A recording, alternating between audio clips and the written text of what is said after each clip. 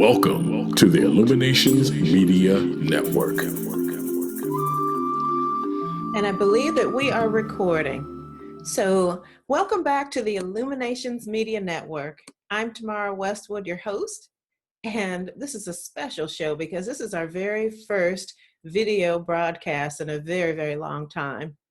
I'm glad that you're joining me today. We're going to be talking about some extremely fascinating topics. We're going to be talking about perhaps alternate worlds, other life forms, and this whole feeding frenzy that might be going on here on planet Earth. You know, scientists are discovering new species all the time on the Earth, in the air, in the water, even signs of life on other planets and the sun. And all spiritual traditions all over the world talk about non-physical beings making contact with us. Non-physical beings that can take on physical form. Some even hijack the bodies and minds of animals and people. In the case of possessions and walk-ins, we've all heard about these instances. We've all experienced the idea that maybe my thoughts aren't my own. You know, maybe sometimes an intrusion comes in and we don't know where it came in. Maybe a thought plagues us and we can't let it go or shake it. What do we need to know about these voices? You know? Well, the first thing is that your thoughts are not your own. That's the biggest one. Yes. They come from somewhere. And I remember asking after a couple of years in the PhD program, I was waiting for, okay, where do thoughts come from? And they weren't about to even deal with it. So I raised my hand in a lecture series one day and I asked the head of the department, where do thoughts come from? And he looked at me like I'd just fallen out of a spaceship at his feet. It's like, didn't know what to say. But that is what I needed to know. How the mind works depends on that. Where do they come from? And I knew from watching schizophrenics that I suspected that these voices they were hearing were thoughts. I mean, they were their thoughts. Mm-hmm. And it looked like it was their thoughts until I realized how destructive they were. These guys were constantly sabotaging themselves.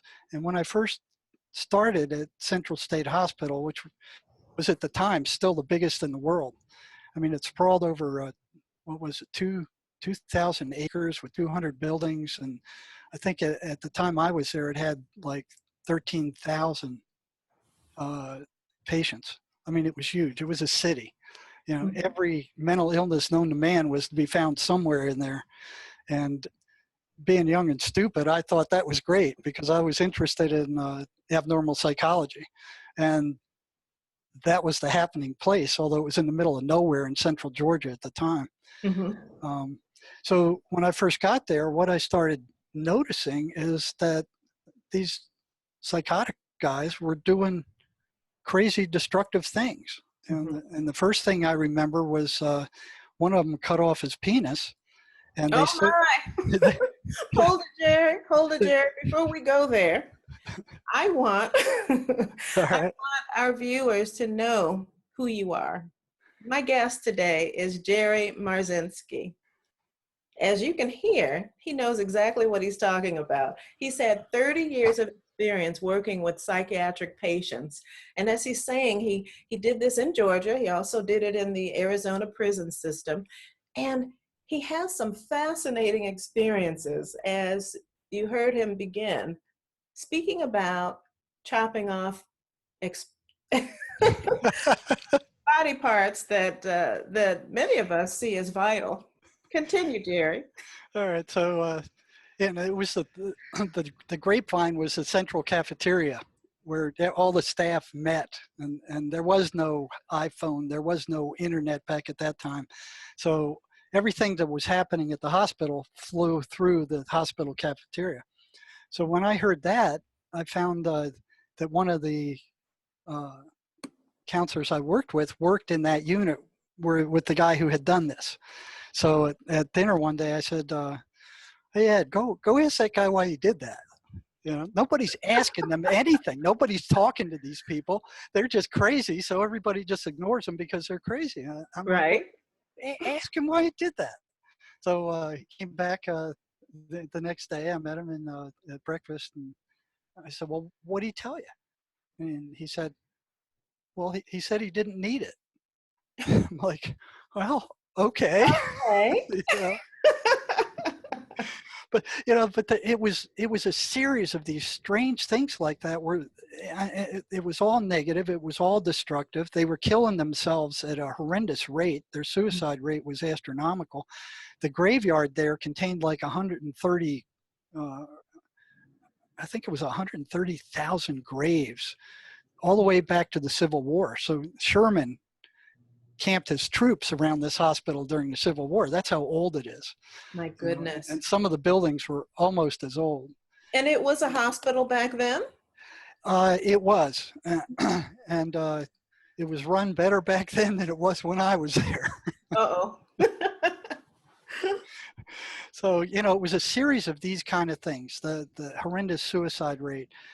They brought one guy they called it the building for the criminally insane. And every time I walked past it, it would be like, what's in there? And nobody in the cafeteria knew anybody who worked there. Everybody would meet at the kitchen, but none of the staff from there worked there. And they wouldn't let us go in there. It was the only building in the hospital we couldn't get into. You had to work there to get in there.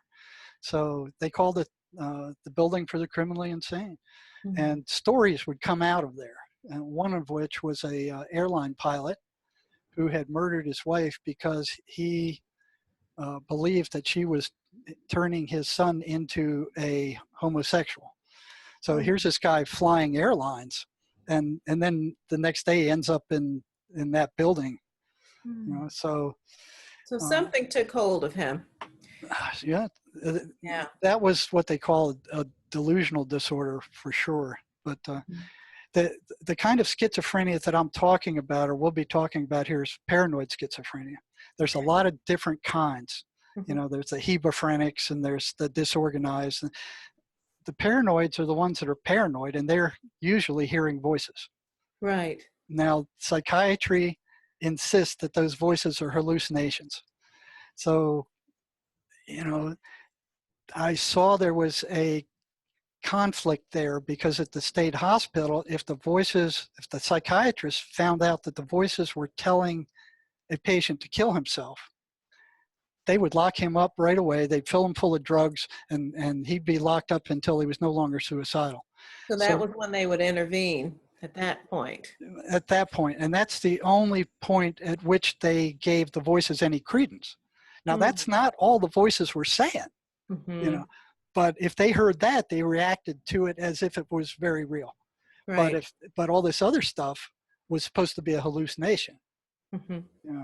So here's the schizophrenic thing on their part. All this other stuff is hallucinations, but the high suicide rate and the voices telling these people to kill themselves wasn't.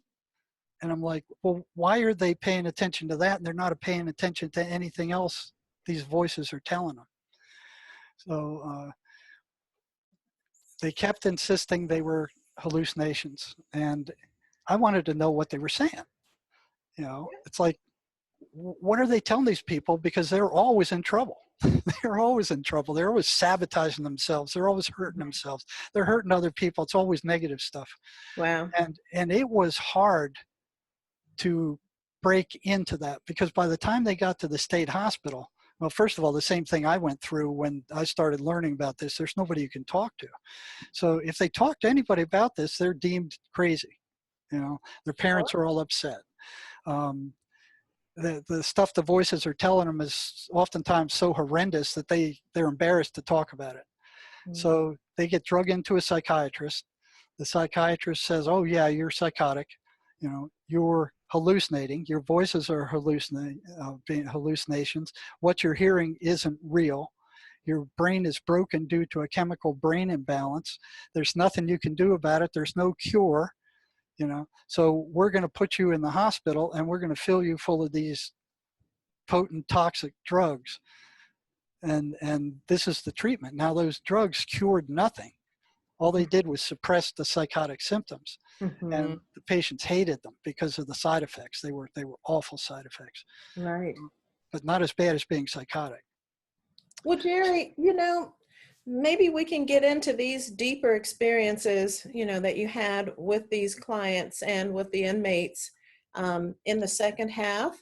Mhm. But right now, I would like to speak to how we can decipher, you know, whether or not we're just hearing voices because these are our own thoughts, or these are intrusions that are coming from elsewhere. How would we distinguish? Well, that's a very good question. Number one, and Sherry, I hope you talked to her at some point along the line too.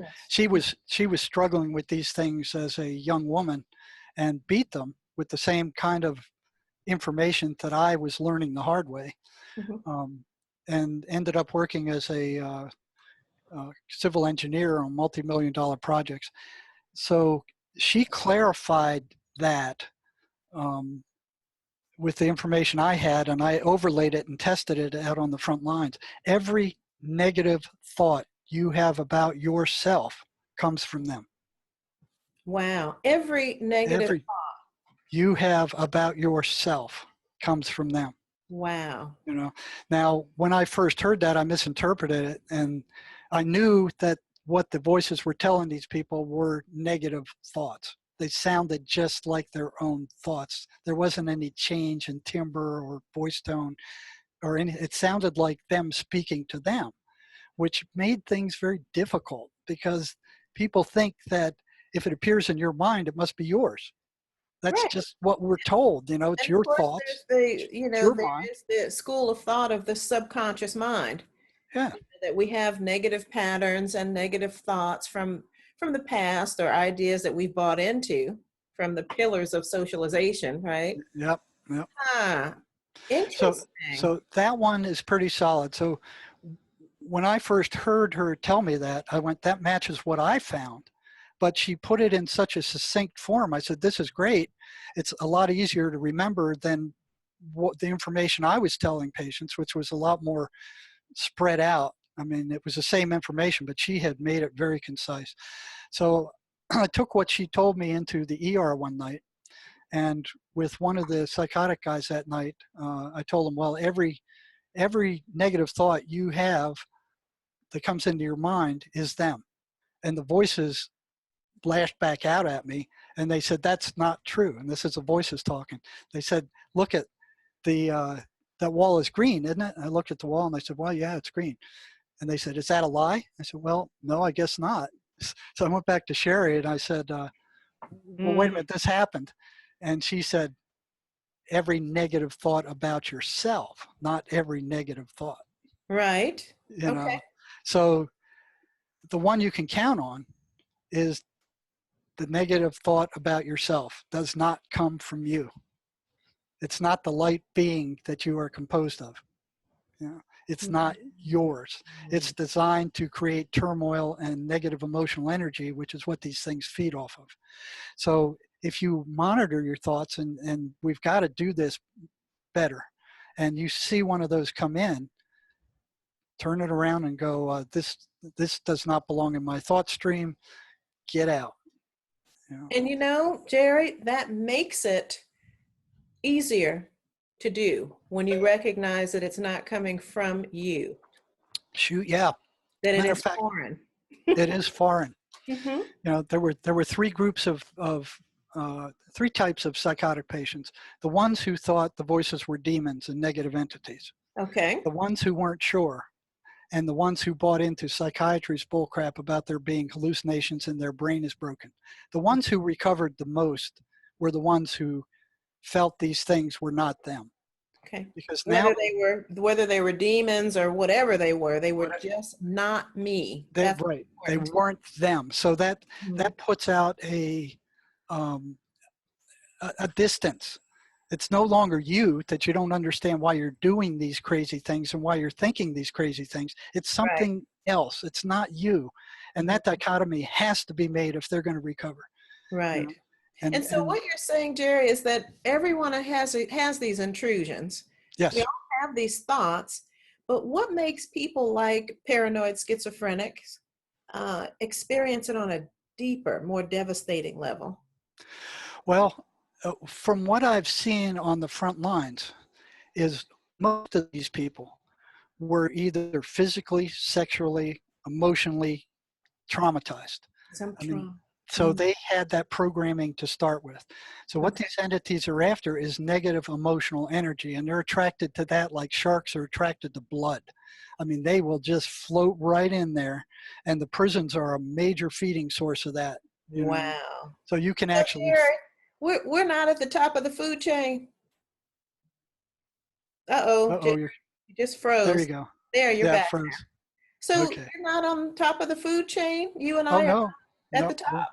we're not. So if you look at the way nature works, I mean, everything from the smallest bacteria all the way up the line is feeding on something bigger. Right, Okay. trying to eat, Now, survive. when you get to us, okay, we're the basically the top here, but then that moves into a spiritual level where there are other entities who are feeding off of us. And in order to do that, they must turn your emotional state negative because they can't produce that energy on their own. It, Wow. it has to be negative emotional energy because they can't stand positive, you know. So And so people, like a virus is like a parasite that is feeding off of us physically and replicating itself with the intent to take over the physical body, consume it, if you will, or whatever. But these invisible, disincarnate parasites, they're drawing from our energy. yes, that they're taking your life energy after turning it negative. So, you know, for the therapists who are out there who work with these people, you know, this, they don't notice this, but it's very important, is that after the voices attack and leave, those guys are drained. They have Yeah. no energy. They're depressed. They can't get out of bed, you know, Mhm. and you point that out to the patient, and they'll say, oh yeah, after the voices come, I'm devastated. I don't have any energy. I can't get out of bed. But they cannot make the connection between the voices appearing tens of thousands of times and they're draining them. You know, and you can point that out. You can even say, you know, Mhm. okay, if these things come, you know, some of them have been hearing them for decades. You go, okay, well, you've probably heard them 10,000 times, and every time they came, after they left, you were drained. What Yeah. happened to your energy? You didn't use it. And they go, well, I don't know. Wow. And I'd say, okay, if you stuck your hand in the fire 10 times, and each time you stuck your hand in the fire, you got ball saying it's the fire. Not at all. But then you go, okay, you'd switch it around again and go, okay, if every time these voices come, you're drained of energy, what's taking your energy? Where's it going? Well, I don't know. Yeah. Very few of them were able to hit that. And that's the very last thing these entities want us to know, is that they do exist and that they are draining all of us. You know, now the normal guy who's probably sitting out there going, oh, this is all bullcrap. The way they would hit him is, you know, he's walking down the sidewalk one day minding his business. And Right. then all of a sudden this horrible thought comes into his head that is just sends the hair up on your back, and you go, my heavens, you know, that's awful. Why am I even thinking that? You know, and it's kind of, you shudder. You never act on anything like that. Hardly ever think about anything like that. And Right. here comes this thought, just barges in there. Oh, stab your grandmother, or drive your car into oncoming traffic, or, you know, it's like, where did that come from? You Mhm. know, because it doesn't belong to you, and you know it doesn't belong to you. You don't think that way. It's just this massive intrusion that just barged in there, you know, and went boom. All right. So that's how most of us can clearly see these things. But their end game is to produce negative emotional energy. So they play on guilt a lot. So if you do something you're guilty about, they'll just keep feeding it. It's like Wow. pouring gasoline on the fire until you feel bad, and then you'll notice that you're being drained. Now, Jerry, this makes me think about generalized anxiety, depression. all these things. When an individual, and when I, speak with clients, I speak with people a lot with generalized anxiety. They may have anxiety attacks from time to time that come out of the blue, or supposedly out of the blue. Then there may be the issues with long-term and tiresome depressive periods that show up afterwards. Now, with that, Jerry, could this be our body's way of dealing with? I thought that for years. I thought that for years. Mm-hmm. Then one day I was assigned to the jail for the prison, which is the worst of the worst. Mm-hmm. And into my office come two letters, one from the captain of, the CDU, telling me that there's a psychotic prisoner who's standing over his roommate at 3 a.m. and staring down at him. And he wanted something done about that. They were locked in the same cell. Mm-hmm. And then in came a letter from the guy the prisoner who the psychotic guy was staring at 3 a.m. And the reason he was in there because he snitched off a drug deal. And the gangsters wanted him dead. And they wanted him dead so bad that they'd already stabbed him a couple of times. And they actually went out of their way to get into trouble so they could be sent to CDU so they can get this guy. Oh, That's how bad they wanted him dead. And they were shooting notes under his door saying, if you come out of there, we're going to kill you.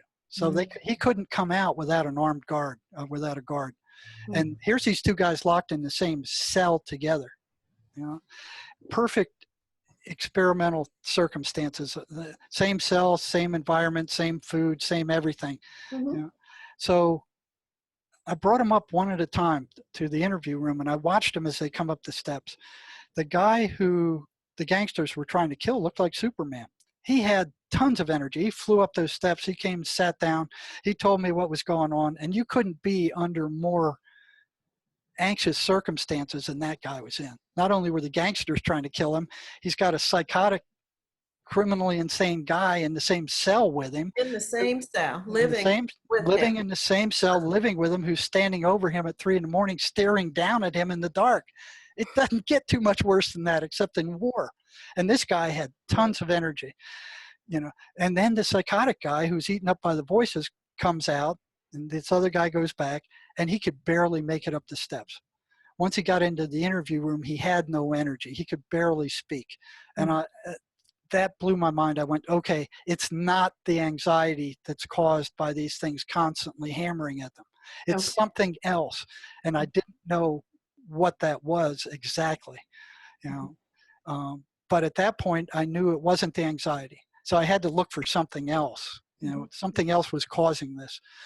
And that's where the voices thing came in. When I knew that, I was reading something from a shaman, who are ignored by the medical people also. Of course. And he brought up the fact that these things were parasites. And I went, that matches what I've seen. So what I did is with one of the patients, the psychotic prisoners I was working with, who was making very good progress and had warned me, that the voices were getting pissed off. He was the one that came and told me the voices wanted to talk to me.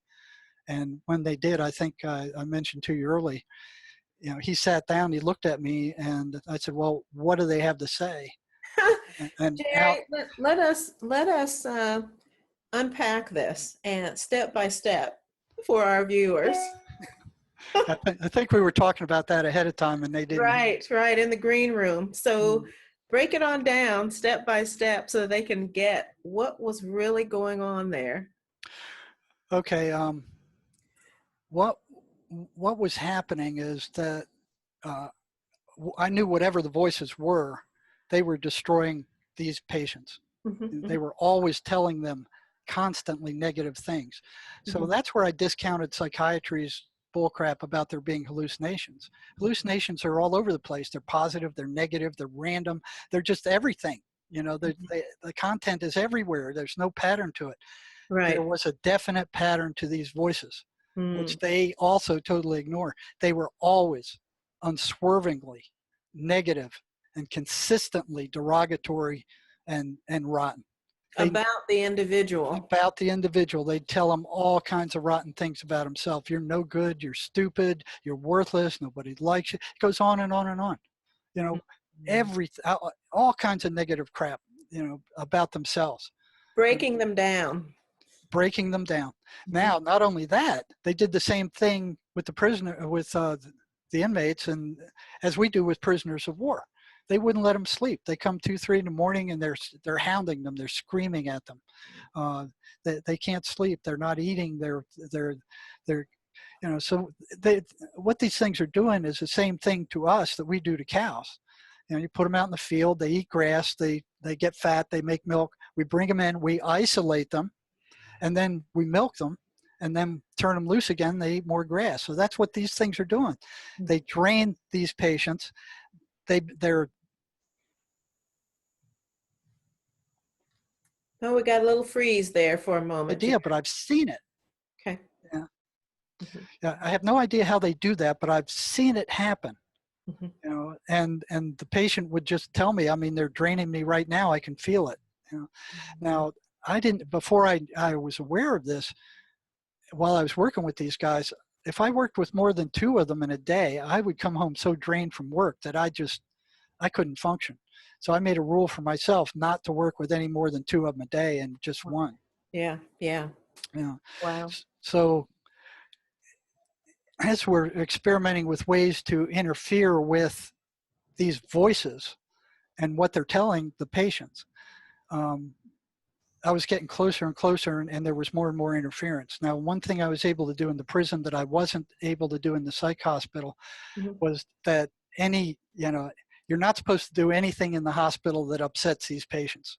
And talking to them about their voices upsets the voices. Upsets them, of course. Yeah. So psychiatry jumps down your throat, and I've been warned more than once, you know, do not ask them questions about the voices. They are hallucinations. You know, that's what they are. Quit messing around with this stuff. You're upsetting my patients, and they ordered me to stop it. Okay? So I had to kind of back off and wait until I got assigned to a different unit where I could start again, because I would have been in big trouble with them. Now, in the prison, that was a whole different environment. You know, a prisoner complaining about a psych asking him about his voices wouldn't even break the ambient noise level there. You know, so it was like, you know, nobody cared until the people started recovering. Then things got strange.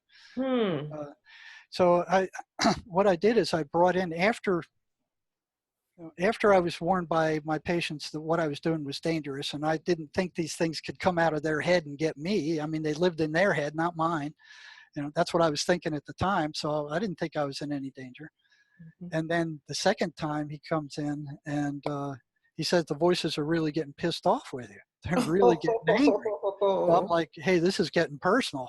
Yeah. And I'm like, still thinking, okay, they're in your head. They're not mine. They can't get me. They're yours. And then comes that same guy walks in without an appointment, looks me in the eye and said, the voices want to talk to you. And I'm like, what? Uh-oh. You know, I'm like, yeah. It's like, uh-oh, this has never happened before. You know, for years it would be like, I'd ask them, well, what are the voices telling you? Well, they're telling me you're stupid and you're a jerk and I shouldn't listen to anything you say, and you're just a crazy lunatic and stuff like that. Trying to break you down. Well, they've said that about me all the time, you know. But what I had was a group of prisoners carefully selected who, and this was fairly rare, and the unit was big, so I had a lot to choose from, but only the ones who would tell me in real time what the voices were telling them were the ones that I worked with most intensely. And then I would, you know, okay, try this and report back next week, tell me how that worked.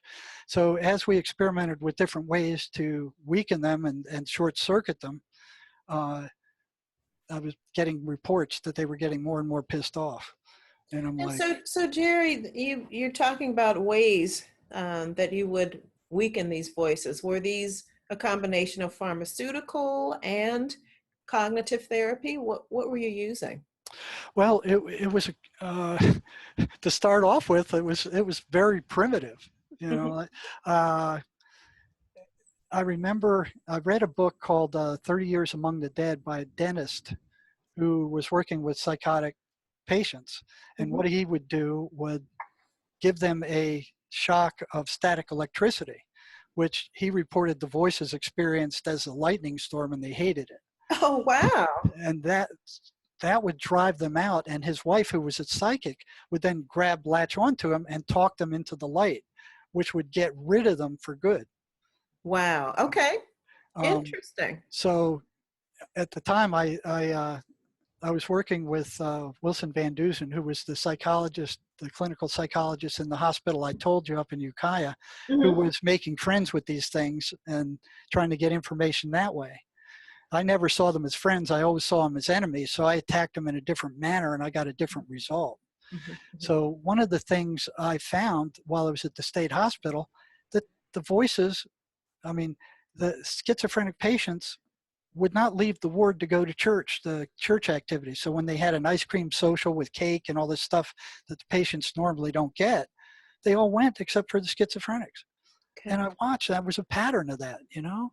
Mhm. And Mhm. after a while, I started asking them about it. Hey, how come you're sitting up here in this dingy ward when everybody's out down there having a good time with ice cream and, you know, dancing and stuff? What are you doing up here? Why are you here? Well, I don't like preachers, you know. And I found out that the voices didn't like them reading the Bible. You know, they would tell me if I try to read the Bible, they get louder. And one of them I remember told me that, what makes you think Jesus is going to save you? He couldn't even save himself. You're wasting your time. Oh. They actually told him that. Mm. So it was, you know, step by step, little Mm. things like that. You know, what kind of hallucination would go off with somebody reading the Bible? You know, why Right. were they being, There's some sentient being. yeah, yeah. Why is it always negative? Why is it, you know, why are the hallucinations always negative? Mm. Um, why can't they stand the person going into the church? And I Mhm. had stories by a number of them where they told me they went into the church, the voices got louder, and one of three things were happening, depending on how strong the voices were. If they were weak, they'd shut up. If they were moderate, they would just keep whacking away at the guy and screaming in his head so they couldn't hear what the preacher was saying. And Mhm. they'd put down the preacher, put down the church, and a lot of these guys would just kind of white knuckle it and sit through it, but they couldn't really hear the message because the voices were blotting it out. And Right. and the third group is, and I've seen one or two of these where they just can't handle it. They jump up and they run. They run They out. run out of the church. And every time you see that happening, it's either a dire emergency or it's one of these guys whose voices can't deal with it anymore. Wow. So they kind of seem to sense that that's the direction they should be moving in, but they're blocked. Mhm. So what the other thing I found is that they hated the 23rd Psalm. One patient told me that when he read the 23rd Psalm, these things reacted like worms being thrown on a hot frying pan. And I went, well, Whoa. that's interesting. So what I did is printed up a bunch of 23rd Psalms, and by then, uh, I was trying to rack my brain with what I could use that would provide some kind of shock that would mimic the static electrical shocks that this dentist was giving his patients. Mhm. And I couldn't do anything that obvious because I'd be fired right on the spot. Of course. You know, so I'm racking my brain for about 2 months about, okay, how can I do this without getting in trouble? And I was standing by a secretary's desk one day and I saw this big rubber band there and I went, that's it. That's it. So I stole the rubber band, and with one of the guys I trusted, I said, here, wear this thing around your wrist. I'm going to Mhm. give you the 23rd Psalm. And when the voices start, you know, they couldn't remember to read the 23rd Psalm. That was the problem. And they'd lose it. So I'd give it to them. And I'm like, well, there's got to be something that'll temporarily shut the voices up so they can remember to read the 23rd Psalm, which the voices hated. So at least they had something to strike back with. You know, they weren't completely helpless. They had something they could hit back with. So uh, I gave them the rubber band. And I said, when you hear the voices, snap the rubber band, then repeat the 23rd Psalm. So Okay. the snap of the rubber band did shut the voices up for different lengths of time, you know, from 20 seconds to maybe a couple of minutes. So it shut them up so they couldn't interfere. The guy would then get out the 23rd Psalm and read it. And they hated that. So that was one of the first things I found. See, Wilson wasn't looking for a way to strike back at these things. I was. What can we do to give them a black eye? They're Yeah. killing our patients. What can we do? That was the first thing. So what eventually happened was some of them snapped the rubber band so many times they either broke it or they had red wrists. Injuries, yeah. So when the chief psychologist found out what I was doing, I was ordered to stop immediately. So there went that experiment, but I saw that it did work. Wow. So as things went along and more things came up to interfere with those things, including they're lying to you about yourself. They're telling you stuff that's going to get you in trouble and making them realize that they weren't the patient. They weren't who you are. These things are separate. They're outside. Their intent does not match yours. And that was the biggest one. Their intention is to get you in trouble and destroy you. And I'd ask them, I said, was it your intent to get thrown in prison listening to the voices? They go, no, that wasn't my intent. And you go, well, okay, then whose intent was it?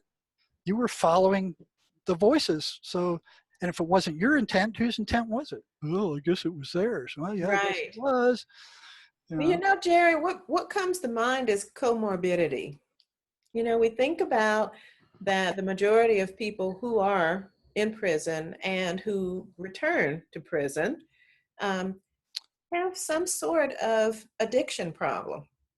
Now, Yes. could these people be self-medicating in order to quiet these voices? Yes, that's exactly what happens. And the voices want them to use specific drugs.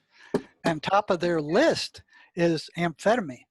And I've seen more prisoners go crazy on amphetamine, meth, than any other drug out there. The prisoners called it the devil's drug.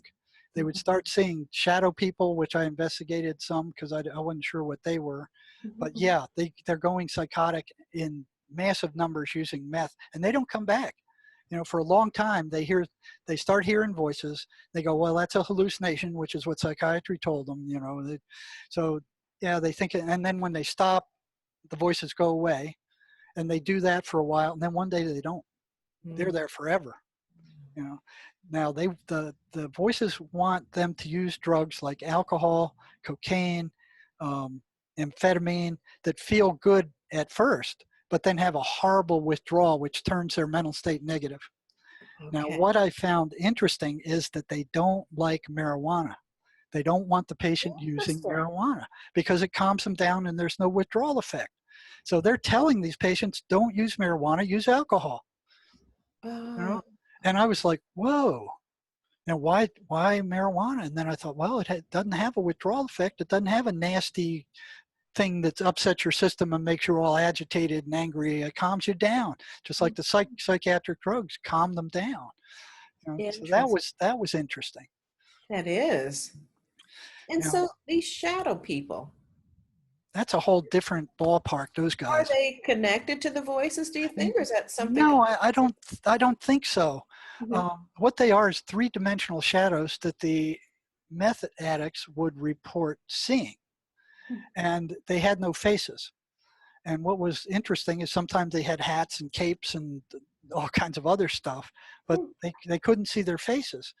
And then one guy reported that he saw one that had eyes. So as soon as I found out something like this, I'd start asking all of them, okay, this one guy told me this. Have you had that same experience?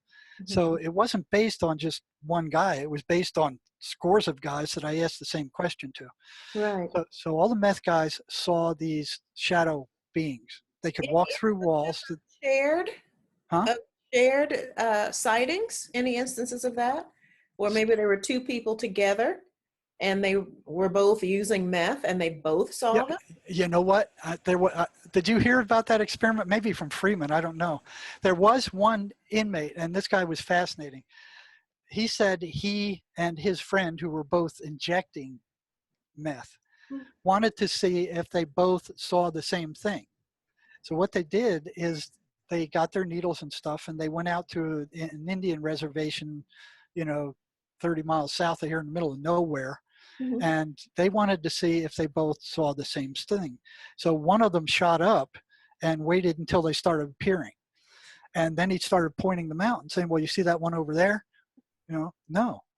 Well, how about that one standing next to the tree? No, I don't see. So they determined that they had to be on the meth to see them, because the one guy could, the other guy who didn't use the meth couldn't. So he shot up, and then they started comparing notes. Well, you see the one over there by the cactus? Yeah, I see him. Well, what's he doing? Well, he's moving to the left. Oh yeah, that's right. So they determined they were both seeing the same thing.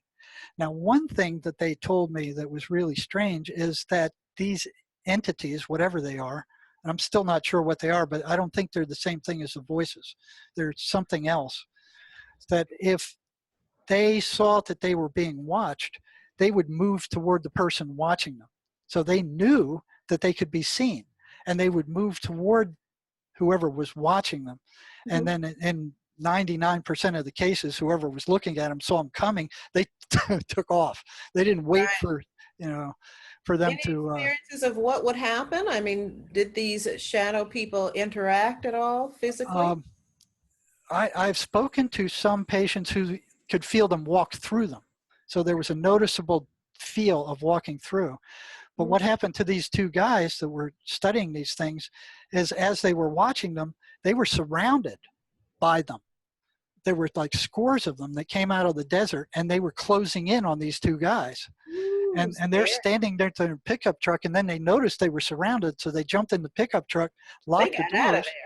there. Well, not yet. Not yet. They're sitting No? in there, locked the truck, and they're watching these things from inside the truck. And then all of a sudden, the guy said the back of the truck just went down like a giant boulder hit it, and the front jumped up. And I'm like, what? That was my first hint that these things could affect physical reality. Right. And that got my attention because I didn't think they could. And I asked him, I said, well, what did you do? And then he said, well, we got out of there like a bat out of hell and almost wrecked a truck doing it. Sure. And I said, well, they filled up the back of the truck. That's what, he said they looked back and the back of the truck was just teeming with these things. And I said, well, what happened after you got out of there? Did they follow you? And he said, no, they didn't follow me. Wow. So with more stories that came up, I found out that the more regressed amphetamine addicts can actually see their eyes. And those eyes are either red or they're lime green, no other color. And what that told me, I used that as a clinical indicator as to how far gone that guy was. The ones who don't see the eyes aren't as worse off as the ones who do see the eyes. Interesting. Those guys are in much worse shape. And then Our world. so I still didn't know what these things were. I've only seen them out of the corner of my eye. I've never seen them clearly like these other guys. And then one day, this was on Christmas Eve, I was covering the ER on Christmas Eve.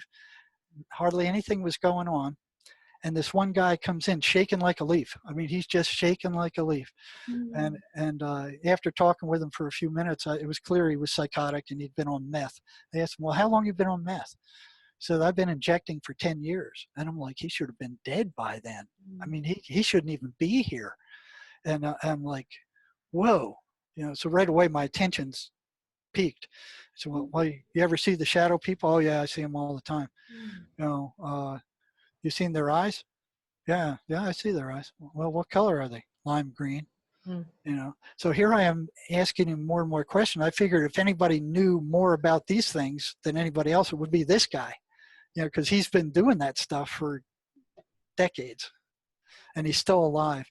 So I said, have they ever spoken to you? Because I've never spoken to anyone, and that's probably scores of different patients who'd seen him. None of them said that they spoke to them. They don't talk. So just out of the blue, I asked this guy, well, you ever spoke to him? He said, yeah. So right away, my attention got, boom. It's like, whoa, okay. And I said, well, what did they sound like? And he mimicked this high-pitched squeaky voice that just kind of, just a mimic of it sent the hair on my back straight up, Mm. you know, and it's like, whoa. And I said, what did they say to you? Mm. And at that moment, that he was shaking the whole time he was in my office. I mean, he was just shaking. He couldn't stop. From the whole time he was in the ER, he was shaking. When I asked him that question, he went dead still. He wasn't shaking at all. He went dead still. And he looks at me, and then his eyes get real wide black. And man, I could feel this hatred pouring out of them. That was no longer the guy I was talking to. I mean, I looked into these pools of like this cold hatred that I've never seen or experienced before. It was like, it just went forever. And this being, whatever it is just staring at me, and I'm staring at it, and we're looking at each other in the eye. And I'd learned long ago that you don't back down from these things, you know, but I'm sitting there staring at it and going like, how much longer is this going to go on? You know, it's like, Okay. whoa, you know, and then boom, he's right back. He came back. This was the guy I was talking to before, and he's shaking again, you know, but I wanted to know what they told him, Yeah. but I didn't want to deal with that thing again. So I went, what did they tell you? And he said, they told me to go jump in front of a car, 2 cars, and I wouldn't get hurt. And I said, well, what'd you do? He said, well, I went out to the road and I jumped in front of first one car and then another. And I said, you get hit? And he said, yeah, I got hit and thrown across the road. And I said, well, what happened? He said, when I woke up, they were standing all around me. And they said, get up, you're not hurt. He said he got up and he wasn't hurt. And then that thing came back again. Right after that question, and it's staring at me again, and I'm like, oh my God, you know, it's like, that it seemed to go on for eternity. And then it just faded back out again, and he came back, you know. So when it came back, he went stark still again, you know, and then, you know, here's the eyes that staring at me with that cold hatred. And then I went, I can't handle this anymore. I sent him out to the psych nurse to do her part. She couldn't even deal with him for 20 seconds before she came into me and said, what'd he tell you? I'll use your report. You know, so that's as much as I know about these things. And I still don't know quite what they are. But we're talking about two different things. They are not the voices. The shadow people are not the voices. They seem to be some kind of watchers, because that's what they're doing. They're watching everybody. They're especially these patients. They appear darker than the rest of the room at night, and they're standing there watching them, or they're standing over them watching them. If they turn on the light, they disappear. They can walk through walls. Physical matter doesn't bother them at all, but they never seem to harm the patient. I mean, they never. I never got reports that the patient was feeling drained or attacked, just freaked out. And so I still don't know what they are. But you can find them on the internet. I mean, there's tons of sites on the internet with the shadow people. Wow. Wow. Our world is getting stranger and stranger. Well, it's a whole nother world that we've been ignoring the whole time, you know. Yeah. And the mystics and the shaman have been telling us about these things for hundreds of years. And psychiatry comes up and go, oh yeah, that's a bunch of bullcrap. Even though it's mentioned in the Bible, you know, evil spirits being driven out of people are mentioned in the Bible some 23 times. But all of a sudden psychiatry comes up and goes, that's fairy tales. You know, evil spirits don't exist. They're hallucinations. Wow. So it seems that there is a feeding on negative emotions. Yes, that's what they feed off of, negative emotional energy. Mm-hmm. And they will do whatever they can to generate that in the individual. Wow. So they don't want people moving along a positive spiritual path. And that's the only thing that'll keep them away. You know, so it is possible to drive them out, but, you know, like the Bible said, you know, you can drive them out, but if you leave the room empty, they're going to come back. They need to change their frequency. They have to realize that if there's a dark side, there's also an angelic side. You know, there are angelic beings that don't speak like the negative ones do. They speak in terms of feelings and intuition. And the clearest I've seen them come through is in all the patients who have attempted suicide, and there was some miraculous intervention that just you know, it couldn't logically have ever happened. Right. Many speak of angels, Yes. appearing out Yeah. of nowhere to rescue them. Yeah, there was one gal, I was working in the ER at this time. Everything had gone wrong in her life. She lost her job. She was about to lose her house and be evicted. Her son was taken away from her. I mean, everything was going wrong. So she didn't have anything to kill herself around her apartment. So she decided, well, okay, I'm going to get drunk and drugged up. I'm going to drive down to Benson, wait at the train track for a train to come by, and then I'm going to drive my car in front of the train, and I'm going to end all this. This is, I can't deal with it anymore. So she did that. She was on the phone to her sister in San Diego, telling her sister goodbye when the train came. So as the train's approaching, she drove around that barrier right onto the train track. The first train slammed her car, threw it into the second track where another train was coming. That second train hit it also, and then threw it some 50 yards off the road. And here she was in this crumpled piece of metal. She survived, not only survived, the only thing she had was a black eye and a bloody nose. That was it. Wow. And they had to cut her out of it. And then another one, just a few days later, she got a 357 Magnum. Now, that's what they say it is. I still have a hard time believing it, but that's what the report said. It was a 357 Magnum. She put it up to her chest and fired it. The round went all the way through her, through the wall, out the apartment, and she missed all vital organs.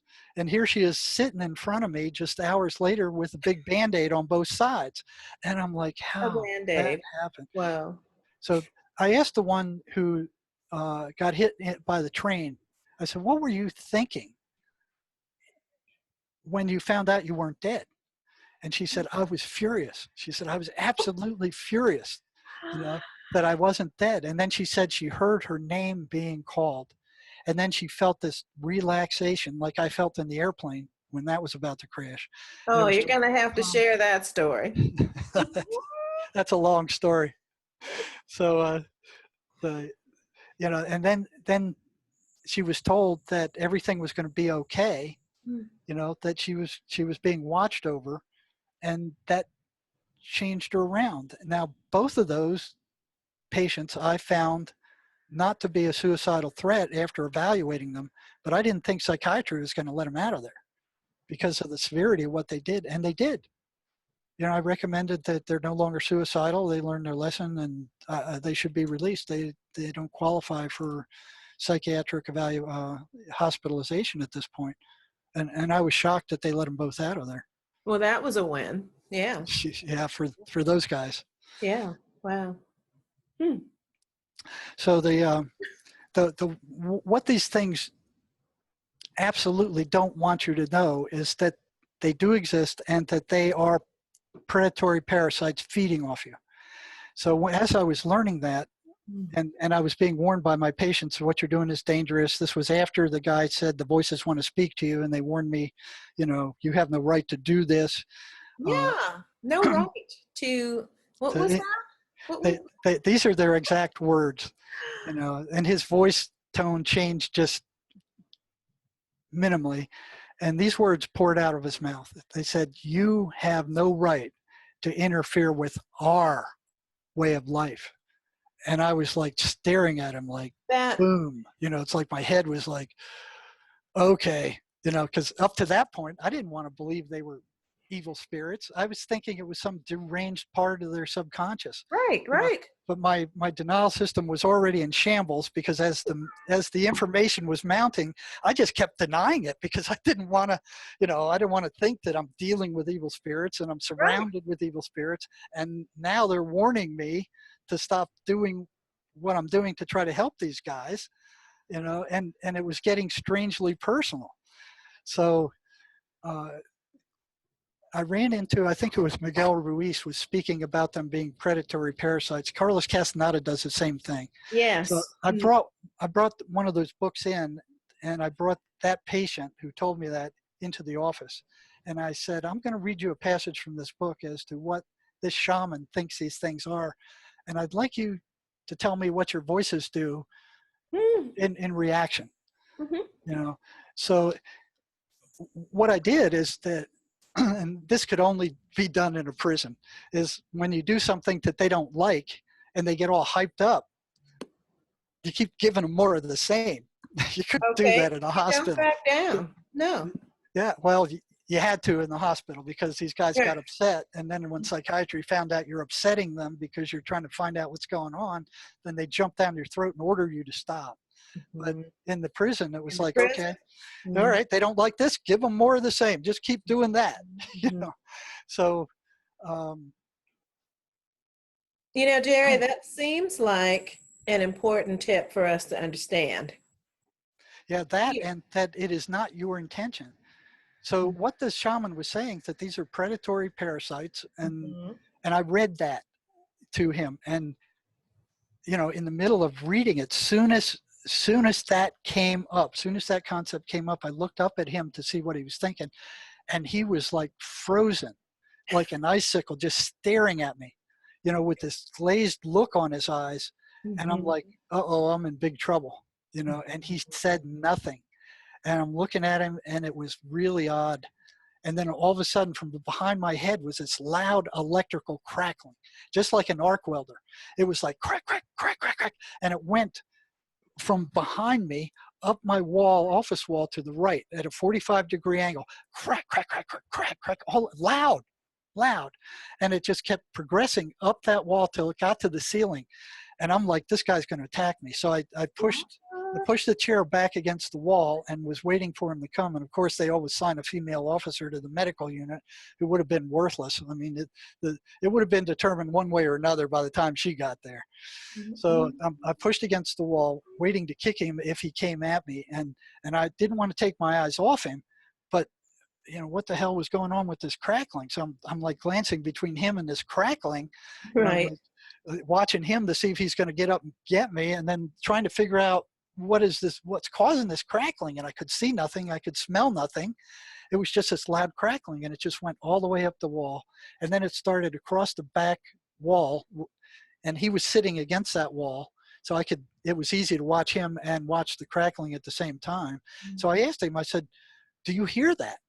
And he just kept staring at me with this zombie-like look. He didn't respond. He's just staring at me with this glazed over look. I'm like, what is going on? And that thing kept that went on for like 30 or 45 seconds. I mean, it wasn't just a little, and then it comes down the left wall, and it's moving toward me. And I'm like, what the hell is going on here? And I'm watching him, and then it jumps into this Rubbermaid trash can right at my feet. And I looked down in there, and it had been cleaned by the inmate porter the night before. There wasn't nothing in there. And I'm looking, and it's crackling in there right next to my feet. And then, I look at him, look at that, and then all of a sudden it stops. And he slowly gets up very rigidly, like a robot or a zombie or something. And he goes, I gotta leave. And I'm like, go, go. Whoa. So he kind of shuffles down the hall. It wasn't his normal gait. And I'm like, thank God he's gone. And I'm sitting there absolutely stunned. I'm like, what the devil just happened? And, I look around the walls. I get up and I'm inspecting the walls to see if they're burnt, if there's any kind of electrical thing. Nothing. I couldn't see anything. I couldn't smell anything. There was nothing there. So I ran out in the hall and I checked all the other doors, and none of the other medical staff were in. There was no doctors in. There were no nurses in yet. I was the first one. All those doors were locked. There was nothing that could account for that.